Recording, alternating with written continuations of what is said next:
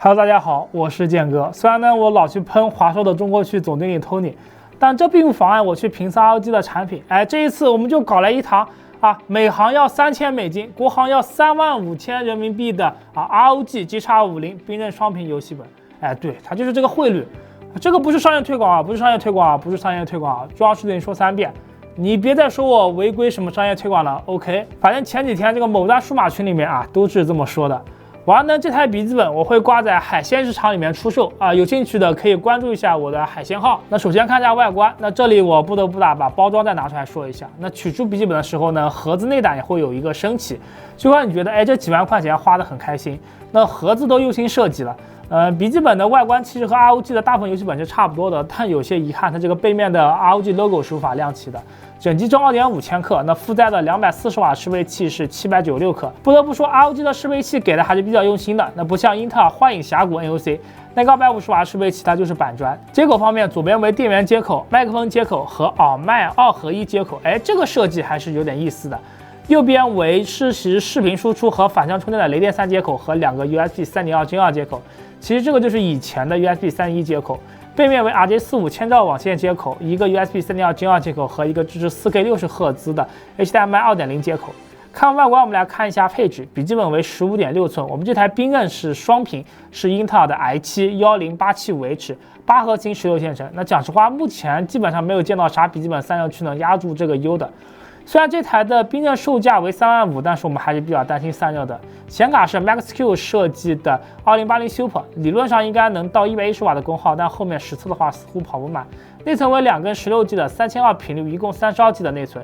硬盘为三星的 PM981A， 也就是三星970 EVO Plus 的 OEM 版本，实测读 3.5G 写 3G， 测试时候温度为54度，硬盘还是很不错的。那这个级别的固态呢，就别再像某些 ROG 笔记本用 QLC 的英特尔60P 的话，那就太拉垮了。笔记本最大的特点，但也是我非常想吐槽的，就是这2块屏幕了。主屏是一块分辨率 1080P 300赫兹刷新的显示器，97.2 sRGB 色域覆盖，平均Delta E 1.91没有99%的 sRGB 有些拉垮，毕竟主打是300赫兹的屏幕。色域色准的话，只能算一般的水平。副屏幕是分辨率 3840×1100，刷新率60赫兹的触摸屏。93.5%的 sRGB 色域覆盖，平均Delta E 1.72也是及格水平。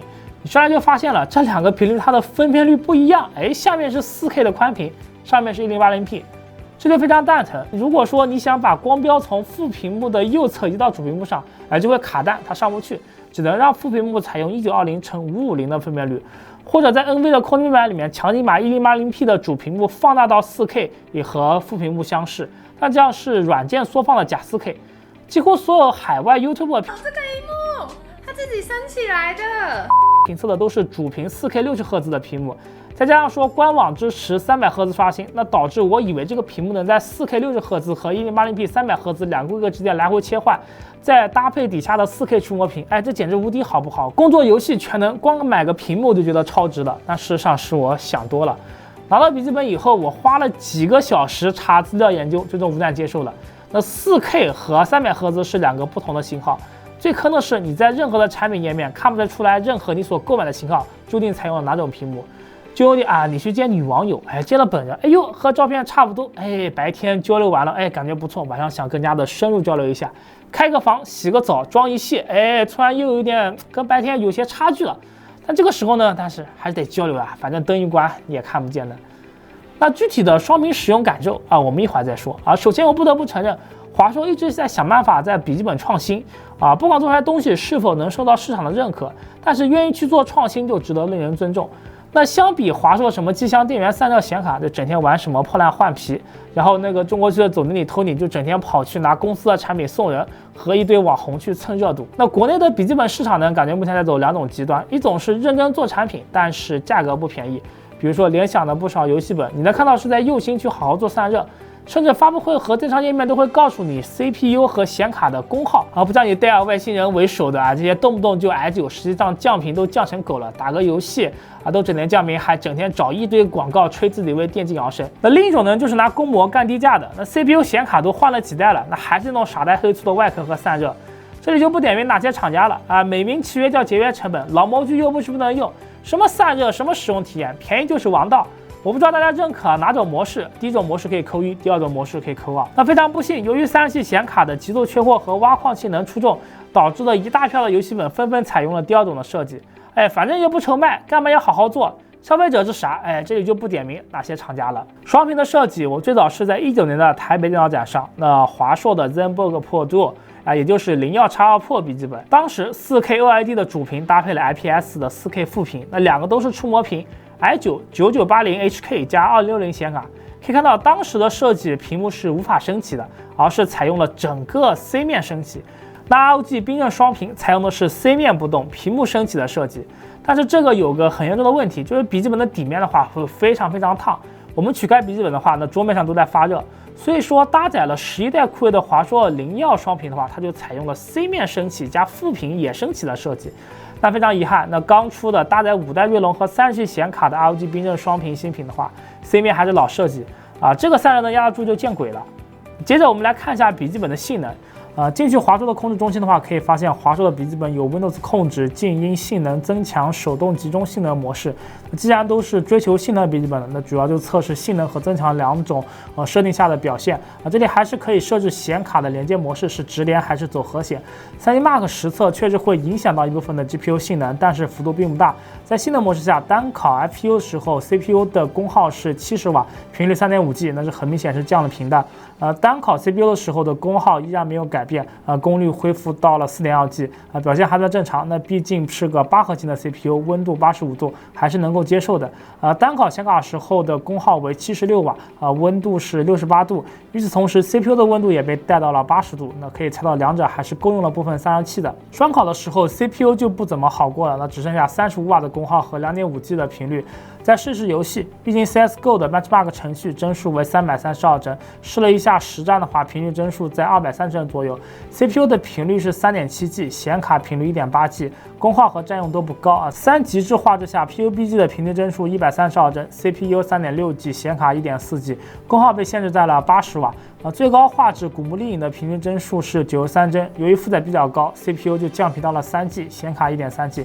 可见下性能模式的显卡功耗限制比较大，只有80瓦 ，CPU 也一直在降频，不过换来的是能够接受的噪音。那切换到了增强模式的话，瞬间风扇声就变得不可忽视了。单烤 IPU 的话，一开始的时候给到120瓦的 CPU 功耗，不过很快就过热降频了，只剩90瓦，频率 3.7G。单烤显卡的功耗是100瓦，温度72度。双烤 CPU 的功耗45瓦，显卡90瓦。那确实风扇的转速上去以后呢，能够释放更多的功耗限制了。3D Mark 跑分也有一个很明显的提升了，那 TimeSpy 从748分提高到了8876分 ，FSE 从8723分提到了10243分。其实这个2080 Super 虽然听着挺唬人的，但实际上这个性能也就是和3060显卡差不多的。实际游戏的话 ，CSGO 的 Benchmark 提升到了353帧，实际游戏平均260帧。那 PUBG 则提升到了143帧 ，CPU 频率4G， 显卡频率 1.6G 左右。古墓丽影的话提升到了106帧 ，CPU 的频率 3.3G， 显卡 1.5G 左右，增加了20瓦的显卡功耗，确实可以带来可观的性能提升，但是噪音也变得大了不少。得益于 C 面的额外进气面积和地面自带的脚垫，那 CPU 的温度基本上控制在80度上下，显卡70度上下。对于这样的性能来说，表现还是很不错的。只不过键盘部分还是能明显感觉到温度的存在，尤其在 WSAD 那块，最高温度有40多度，虽然不至于烫手，但还是挺热的。其实我觉得对于这个游戏本来说，虽然售价高达几万元，但是性能的话没有必要特别去关注反正和台式机比都相差太远了，核心还是在于这个双屏的使用体验。所以说，虽然这个搭载的不是最新的11代酷睿或者说50百系的锐龙，显卡也不是30系的显卡，但我还是愿意拿来说一说的原因。你经常坐到电脑面前的话，你第一眼看到的话不是双屏的酷炫，而是副屏严重的反光。再加上是雾面屏，亮度还不算特别高，正常使用的场景的话，天花板上总会有灯了吧？那这个副屏开了以后，角度还不能调整，再加上是触摸屏，非常容易沾指纹，手一摸就更加看不清了。再试试游戏体验，那主屏打游戏的时候，副屏能干些啥呢？要知道 Windows 里面的触摸本质上是用鼠标去点击你触摸地方，也就是意味着屏幕焦点会切到那个触摸的点。在全屏幕游戏的时候，就会有那种切换的卡顿。解决方法就是要换成无边框的游戏运行。但这不可避免会带来问题，就是那光标会切到那个副屏上面可能还不如你去拿一个手机或者平板更方便一点。这个是 Windows 本身太垃圾的缘故，导致的很多笔记本厂家开发的这些触屏的新功能都没有办法像苹果那样做到软硬件的适配。首先能够想到的游戏是命运2，这个游戏可以用 DMM 网站来快速的调取仓库里的装备，需要的时候可以直接用手托，那不用切换窗口。那再一个是荒野大镖客2，在在线模式中，作为来钱最快的职业收藏家的话，要收集地图上各种角落的收藏品。那这些收藏品的话会更新位置，下面的屏幕打开每日更新的地图的话，收集完消除一个，再收集一个，效率就会大大提高。那不用来回与浏览器和游戏之间去切换了。能够需要第一个屏幕来快速辅助操作游戏不多，那更多的可以是用来查攻略什么的。当然的话，前提是你得无边框模式，全屏的话，你一摸副屏的话，你就切出去了。或者用来监控电脑的数据，你去开个IDA64什么的。游戏上利用的话，还是要看各位玩家的自己的开发。如果说一些干活的软件的话呢，可以说屏幕是越多越好。就比如说 PR 的话，可以把时间轴放在副屏，把主屏的空间让给监视器。达芬奇里面还可以用触摸屏来调色等等，多出来一块屏幕，对于那些需要在移动端上面进行工作的用户，我觉得还是很有必要的。可以提升不少的工作效率。另外，华硕为了适配新的11代酷睿的0.1X双屏，把副屏的软件更新到了可以支持 PS、LR、AE、PR 这4个 Adobe 软件的创意控制面板，你可以自定义的虚拟滑块按钮和旋钮，这个就比较有意思的。要知道，达芬奇是需要单独售卖带旋钮的键盘的，所以我估计达芬奇不会和华硕去配合这个功能。华硕把这一第2个屏幕放在了 C 面的上半部分，那键盘就只剩下下半部分可以放了，触摸板就有些可怜了，挤在角落里面。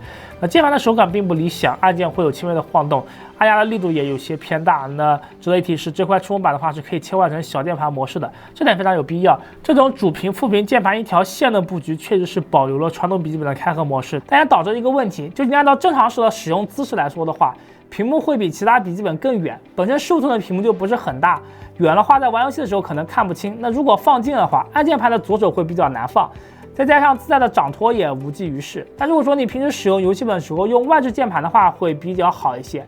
还有一点，在性能测试里也有提到，那键盘的温度偏高，毕竟发源键基本都在这下面，功耗也不低。哪怕华硕虽然用了液晶，其实也没有办法及时的散热。所以说这里还是建议要去搭配外接键盘使用。都买顶级游戏本了，还差键盘的钱吗？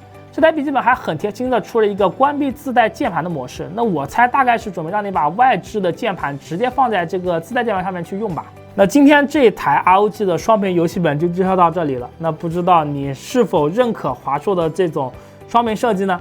欢迎留言弹幕与我们交流。那这台游戏本的话，我也会挂在海鲜市场上进行出售希望哪位觉得还不错的土豪能把它给抱走让我回馈血。如果观众别忘了点一个小铃铛和点一个赞，因为我们是全职的 YouTuber， 你们点赞对我们非常重要。如果想了解更多电脑资讯的话，可以关注我们的微信公众号潮玩客 CLK。如果想购买电脑的话，可以来我们的淘宝店铺潮玩国度数码或者淘宝搜索商品潮玩客。这是潮玩客，我是剑哥，我们下期再见，拜拜。